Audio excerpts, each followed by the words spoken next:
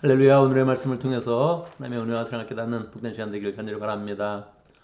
오늘 말씀 요한복음 19장 23절에서 27절까지의 말씀입니다. 오늘 말씀에서는 예수님께서 십자가에 달려 돌아가시는데 그 십자가 위에 계실 때에 어떠한 일이 일어나는지를 보여주고 있습니다. 크게는 오늘 말씀에서 두 가지 일이 일어납니다. 하나는 소극적으로 예수님께서 십자가 위에서 그냥 고통을 당하시는 것이지요. 그때 그 로마의 그런 병정들이 예수님의 옷을 벗깁니다. 겉옷을 벗겨서는 당시에 옷감이 굉장히 귀한 그런 시대여서 그 겉옷을 한 사람이 가져갈 수 없다고 생각을 해서 네 개로 자르지요. 그래서 네 개를 잘라서 네 사람이 나누어 갖는 것입니다. 그리고 또 그냥 거기서 멈추지 않고 예수님의 속옷을 벗깁니다. 속옷을 벗겨서 통으로 짠 것이니까 이거는 뜯으면 뭐 잘 쓸 수가 없어서 제비를 뽑아서 한 사람이 이제 가져가는 것입니다. 뭐 예수님으로서는 그냥 당하고만 있는 것이죠. 이미 십자가 위에서 고통을 당하시는데 옷도 이제 빼앗기면서 그렇게 이제 더 치욕과 조롱의 그런 대상이 되고 있는 것입니다.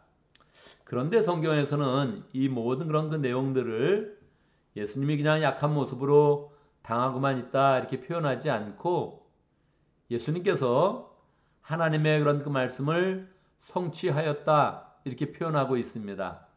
왜 그렇습니까? 시편 22편에 예수님이 십자가 위에 당하는 그런 고통을 묘사하면서 사실은 그들이 내 옷을 빼앗아 가고 겉옷을 빼앗아 가고 속옷을 빼앗아 가서 제비 뽑아서 그 옷을 가져갑니다 하는 그런 그 내용이 기록되어져 있는 것입니다. 다윗이 이 시를 썼는데 다윗의 그런 생각 가운데 이런 일을 당하지는 않았지요. 그가 많은 그런 고난을 당했지만 뭐 겉옷을 뺏기고 속옷까지 뺏기는 그런 일을 당하지는 않았던 것입니다. 그러니까 다윗이 예수님의 십자가 위에서 당할 그런 고통을 미리 보면서 그것을 예언으로 기록해 놓은 것인데 그 말씀이 성취되었다 그렇게 이제 알려주고 있는 것입니다. 이 모습 가운데서 우리의 그런 삶에서 하나님의 그런 그 말씀을 성취하고 하나님의 뜻을 성취하는 그런 인생 되겠다 이렇게 마음을 먹으면 좋겠습니다. 우리가 고난을 당하고 힘들어하고 어려운 일을 당할 때 이러한 모든 일들이 다 주님이 말씀하셨던 것인데 우리의 그런 삶 속에 그대로 이루어지는구나. 할렐루야 감사합니다. 이런 마음을 가지면 좋겠습니다. 두 번째로 예수님께서 십자가 위에서 하신 일은 적극적인 일을 하셨는데 그것은 십자가에 돌아가실 때에 거기에 여자들이 함께 나와 있었습니다. 누가 있었을까요? 예수님의 어머니 마리아, 그 다음에 예수님의 이모는 정확히 어떤 이모인지는 잘 알 수는 없습니다. 우리도 보통 뭐 식당의 아줌마까지도 이모 이렇게 부르고 있으니까 이모라 그랬을 때 바로 친동생인지 아니면 이복 동생인지 아니면 친척 중에 그냥 동생인지 이것은 정확히 나타나지 않습니다. 그런데 그냥 이모였다 이렇게 이야기하고 학자들 사이에서는 그냥 친동생 살로메였다 이런 이야기를 보통 이제 하고 있죠.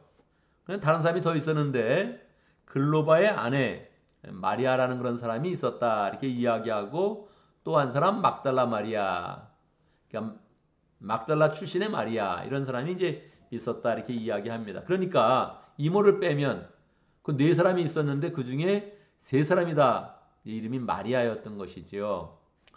그 사람이 있었다 이렇게 이야기하면서 사도 요한은 사실은 한 사람이 더 있었는데 그가 누구냐면 남자 중에는 나 혼자였다. 내가 거기 있었다. 이렇게 이야기를 하는 거죠. 이건 굉장히 특별한 그런 사건입니다. 왜냐하면 전통적으로는 다 제자들은 다 도망갔다 이렇게 알고 있었거든요. 사도 요한은 자기에 대해서 진실을 이야기하는 거예요. 공간복음이 나온 지 마태복음, 마가복음, 누가복음이 나온 지 약 30년 뒤에 사도 요한이 진실을 밝히면서 사실 나는 십자가 그 사건 바로 그 현장에 있었다 이렇게 이야기를 이제 하고 있는 것입니다. 그럼 거기서 무엇을 했느냐? 사도 요한이 무엇을 했을까요? 그냥 뭐 안타까운 그런 마음으로 이제 바라보고 있는 거죠. 아마 뭐 당시에 유대인들이 이렇게 뭐 모자 같은 걸 썼으니까 아마 자기 얼굴을 가리려고도 모자 같은 걸 쓰면서 안타까운 마음으로 바라보고 있었을 것입니다. 그런데 그때 예수님과 눈빛이 마주쳤는데 이때 예수님께서 독특한 말씀을 하시는 것입니다.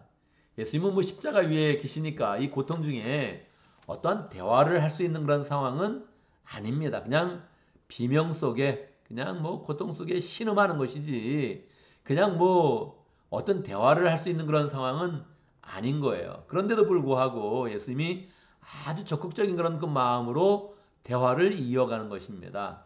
어떤 대화를 하십니까?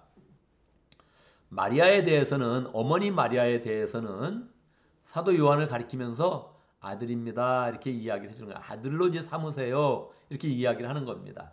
또한 사도 요한에 대해서는 내 어머니다. 어머니를 모셔라.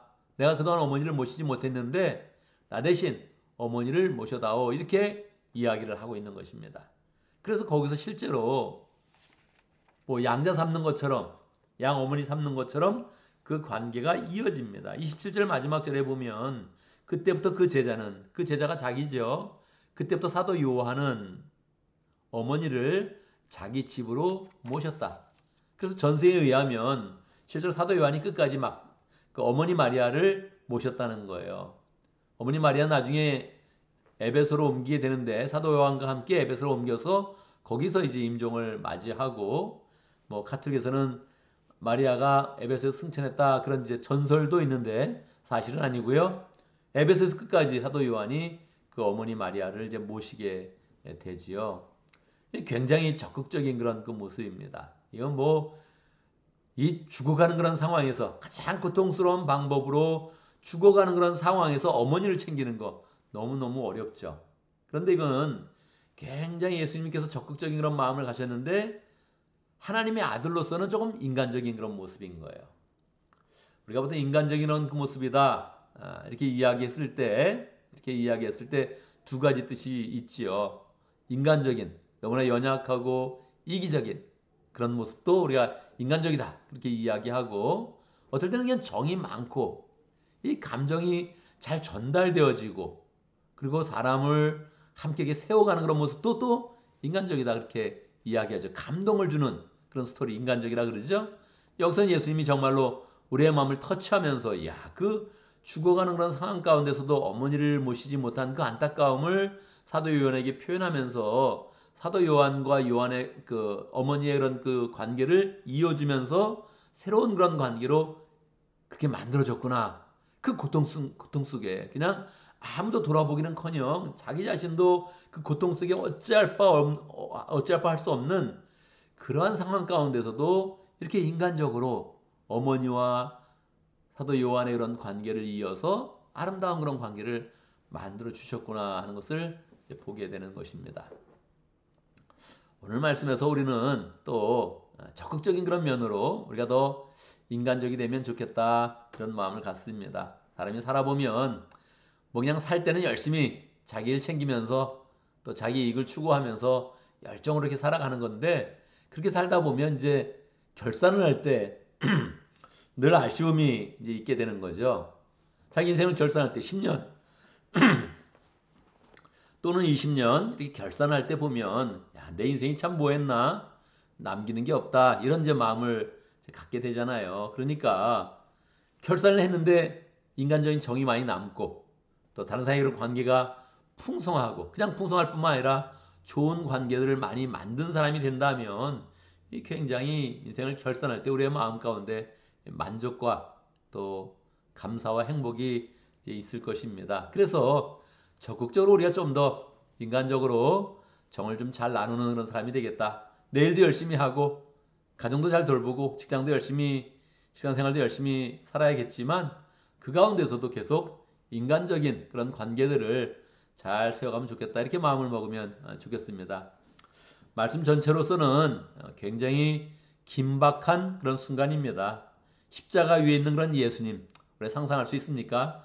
내가 십자가 위에 있다 이렇게 생각을 해보면 너무너무 뭐 아무것도 생각할 수 없고 돌볼 수 없고 그냥 고통 가운데서만 그냥 비명을 지르면서 있는 그런 순간이 되는데 예수님께서 두 가지 면으로 우리에게 모범을 보여주신 것입니다. 소극적으로는 말씀을 이루셨다. 할렐루야죠.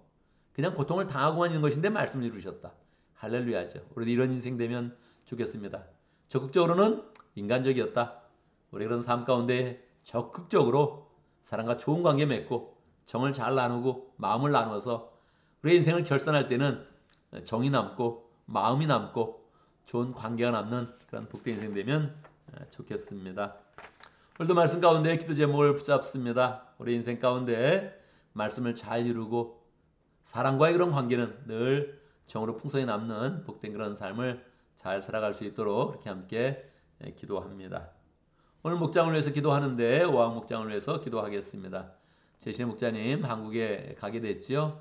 속히 잘 돌아올 수 있도록 그렇게 함께 기도하고 또 그동안 사역하면서 만났던 그런 모든 목원들 또 좋은 그런 관계 이루고 한국에서도 또 서로 연락하면서 믿음으로 잘 세워갈 수 있도록 유영중 선사님 이미 말씀드린 대로 또 암투병 중입니다. 주님께서 함께 하시고 또 잘 회복하시고 하나님의 은혜 가운데 잘 회복하여서 주의 귀한 그런 사역 더 잘 감당하실 수 있도록 함께 기도하면 좋겠습니다. 교회를 위해서 기도하는데 우리 에피소스 리바이벌 캠페인을 위해서 기도하면 좋겠습니다. 우리의 마음이 잘 준비되어야 됩니다.